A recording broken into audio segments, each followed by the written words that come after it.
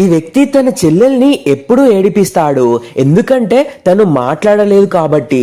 ఆ అమ్మాయికి వాళ్ళ అన్నయ్య రూమ్ లో ఒక శంఖం దొరుకుతుంది. అది ఆమెకు చాలా నచ్చుతుంది. ఆమె దాన్ని ఊదుతుంటే వాళ్ళ అన్నయ్య వచ్చి దాన్ని లాక్కుంటాడు. అదంటే అతనికి చాలా ఇష్టం, ఎందుకంటే దాన్ని వాళ్ళ అమ్మ ఇచ్చింది. ఆ రోజు ఆ పాప బర్త్డే. నానమ్మ కెమెరాని సెట్ చేస్తుంది ఫోటో తీయడానికి. ఆ అమ్మాయి క్యాండిల్ ని ఊదుతుంటే వాళ్ళ అన్నయ్య కావాలనే వాళ్ళ చెల్లిని కేక్ పై కొడతాడు. ఒకరోజు వాళ్ళ నాన్న ఊరు వెళ్తాడు. నానమ్మకి తెలుసు తన కొడుకు డల్ గా ఉన్నాడని, ఎందుకంటే ఆ రోజే వాళ్ళ భార్య చనిపోయింది. తర్వాత ఈ పాప స్టోరీ బుక్ తీసుకొని చదువుతుంది అండ్ వాళ్ళ అన్నయ్యతో స్టోరీ చెప్పమని అడుగుతుంది. వాళ్ళ అన్నయ్య కావాలనే దయ్యం కథ చెప్తాడు. దాంతో ఆ పాప ఎంతలా భయపడుతుంది అంటే బెడ్షీట్ కిందికి వెళ్లి దాక్కుంటుంది. ఆ వ్యక్తికి అర్థమవుతుంది కొంచెం ఎక్కువ చేశామని.